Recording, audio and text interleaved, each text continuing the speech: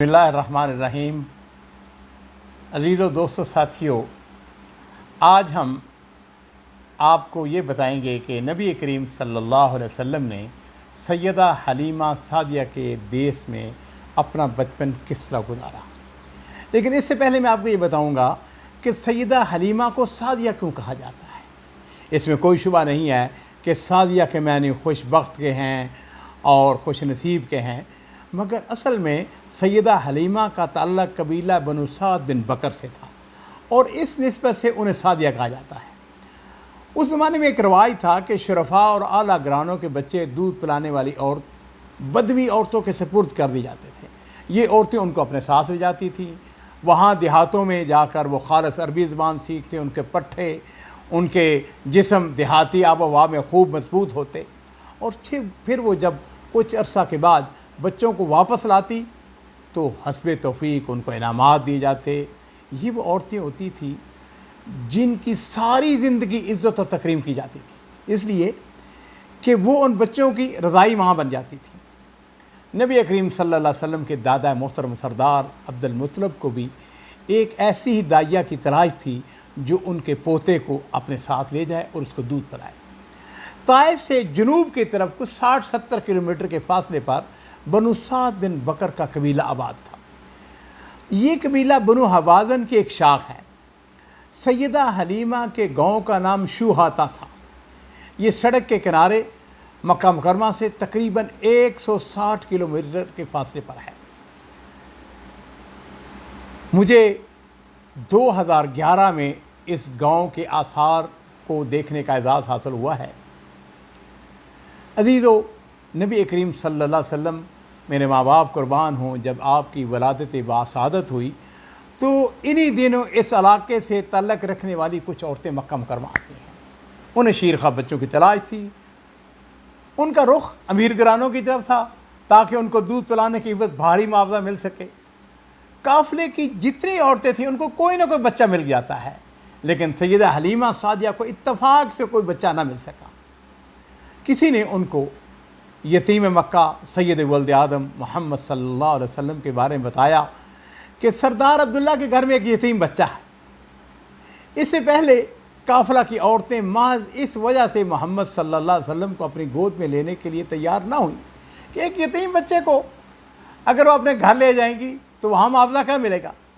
लेकिन अज़ीज़ो, ये अपने अपने नसीब की बात होती है। सैयदा हलीमा बिनते अबू ज़ुवैब ने अपने खामद के मशवरे से मोहम्मद सल्लल्लाहु अलैहि वसल्लम को अपनी गोद में ले लिया और फिर उसके बाद जैसे ही अल्लाह के नबी सल्लल्लाहु अलैहि वसल्लम को अपनी गोद में लेते हैं, उनके घर में बरक़ात का नज़ूल होता है। वो ख़ुद बयान करती हैं, कहती हैं कि जिस वक्त हम मक्का मुकरमा आई उस ज़माने में कहा साली थी, बारिशें न होने की वजह से अनाज पैदा हुआ, ना ही चारा मुयस्सर था। मेरे पास एक गधी थी जो चारा न मिलने की वजह से बड़ी मरजल सी थी, काफ़िले में सबसे पीछे रहती थी। हमारे पास एक ऊँटनी भी थी जो एक कतरा दूध न देती थी। ख़ुद मेरे अपने बेटे अब्दुल्ला की कैफियत ये थी कि वो भूख की वजह से सारी रात रोता रहता था, न वो खुद सोता था न हमें सोने देता था। लेकिन ये हुआ कि जब मैं नन्हे से मोहम्मद सल्लल्लाहु अलैहि वसल्लम को, मेरे माँ बाप कुर्बान हों, अब कहती हैं मैं अपनी क़याम गाह पे लेके आई, उनको अपनी गोद में रखा तो मेरा सीना दूध से भर गया। हत्ता कि नबी करीम सल्लल्लाहु अलैहि वसल्लम ने खूब जी भर कर दूध पिया और आपके साथ मेरे बेटे ने भी खूब दूध पिया और फिर वो दोनों आराम की नींद हो जाते हैं। इस दौरान में मेरा खामद अब्दुल उज़्ज़ा ऊँटनी के पास जाता है तो उसने देखा कि उसके थन दूध से भरे हुए हैं। मेरे खामद ने खूब दूध धोआ, हम दोनों ने खूब दूध पिया और बड़े मज़े की नींद सोए। मेरा खामद कहने लगा, हलीमा ये बच्चा तो बड़ी बरकतों वाला है। और अज़ीज़ो, इस दौरान में ये भी होता है कि जब औरतों का काफ़िला मक्का मुकरमा से बनु साद की तरफ रवाना हुआ तो सैयदा हलीमा की गधी बड़ी तेज़ चल रही थी। कहाँ वो सवारी जो पहले सबसे पीछे रहती थी, काफ़िले वालों को रुक रुक का उसका इंतज़ार करना पड़ता था। कहाँ अब उसकी ये शान कि काफ़िले वालों को पीछे छोड़कर आगे निकल जाती है, कोई सवारी उसे पकड़ न सकी।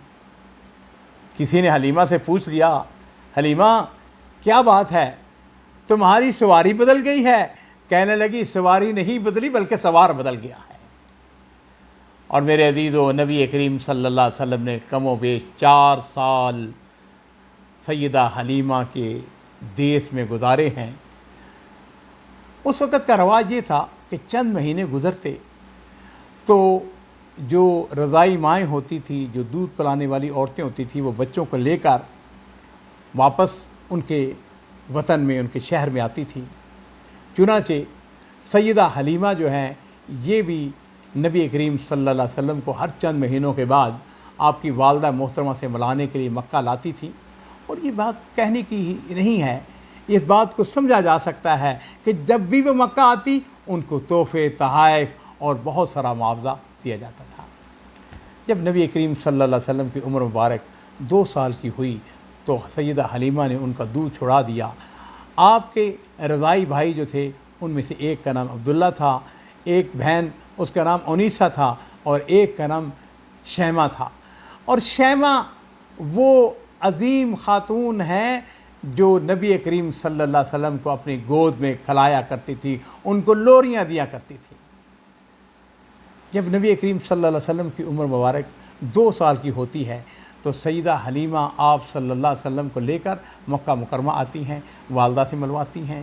اس وقت دوسرے بچوں کے مقابلے میں آپ کی صحت انتہائی خوبصورت بھی تھے، انتہائی تنومند بھی تھے، اور یہ حسن اتفاق کہہ لیجئے کہ یہ وہ دور تھا کہ مکہ مکرمہ میں کوئی وبا پھیلی ہوئی تھی، اور سیدہ حلیمہ جو آپ کی برکات دیکھ چکی تھی، اس کی وجہ سے وہ چاہتی تھی کہ آپ کچھ مزید وقت ان کے پاس بنو سعد میں گزاریں۔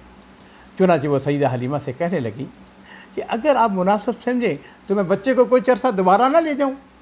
چنانچہ سیدہ حلیمہ کے بے حد اصرار پر سیدہ آمنہ نے ان کو اجازت دے دی۔ اس طرح آپ مزید 2 سال بنو سعد کے اندر گزارتے ہیں۔ اس دوران میں ایک اور واقعہ پیش آتا ہے جس کو ہم شق صدر کا واقعے کے نام سے یاد کرتے ہیں۔ یہ وہ دور تھا جب نبی کریم صلی اللہ علیہ وسلم آپ کی عمر مبارک تقریباً 4 سال کی ہو چکی تھی۔ آپ اپنے رضائی بہن بھائیوں کے ساتھ بکریاں بھی چراتے تھے، اور اسی دوران میں یہ شق صدر کا واقعہ پیش آتا ہے۔ واقعہ اس طرح ہوا کہ سیدہ حلیمہ کے گھر سے ذرا دور آپ بچوں کے ساتھ کھیل رہے تھے کہ اچانک اللہ کے مقرب فرشتے جبریل علیہ السلام آسمان سے نازل ہوتے ہیں۔ انہوں نے آپ کو زمین پر لٹا دیا۔ جبریل علیہ السلام نے آپ کا سینہ کھول کر اس میں سے دل نکالا اور اسے زمزم کے پانی سے دھو کر صاف کیا۔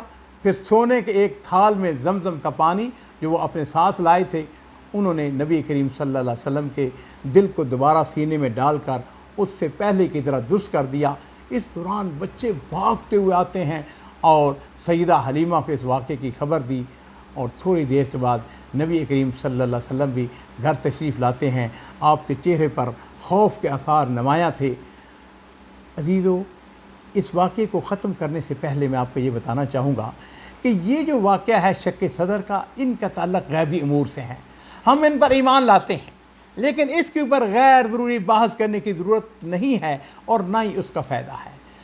بنو سعد سے نبی کریم صلی اللہ علیہ وسلم کو سیدہ حلیمہ واپس لے کے آتی ہیں، اور آپ کی والدہ جو ہیں ان کو سپرد کرتی ہیں، اور آپ یہ اندازہ کر سکتے ہیں کہ نبی کریم صلی اللہ علیہ وسلم جس وقت مکہ مکرمہ میں اپنی والدہ مکرمہ کے پاس آتے ہیں تو انہوں نے ان کے ساتھ کتنی محبت کی ہوگی، کتنا پیار کیا ہوگا۔ وہ آپ کی پرورش بہت محبت اور پیار سے کرنے لگتی ہیں، اس لیے کہ سیدہ آمنہ کی کل کائنات تو آپ ہی تھے نا۔ اور نبی کریم صلی اللہ علیہ وسلم کا بھی یہ عالم تھا کہ آپ اپنی والدہ محترمہ سے بہت زیادہ محبت کرتے تھے۔ عزیزو، یہ نبی کریم صلی اللہ علیہ وسلم کا بچپن تھا جو آپ نے سیدہ حلیمہ کے دیس کے اندر گزارا۔ وآخر دعوانا الحمدللہ رب العالمین۔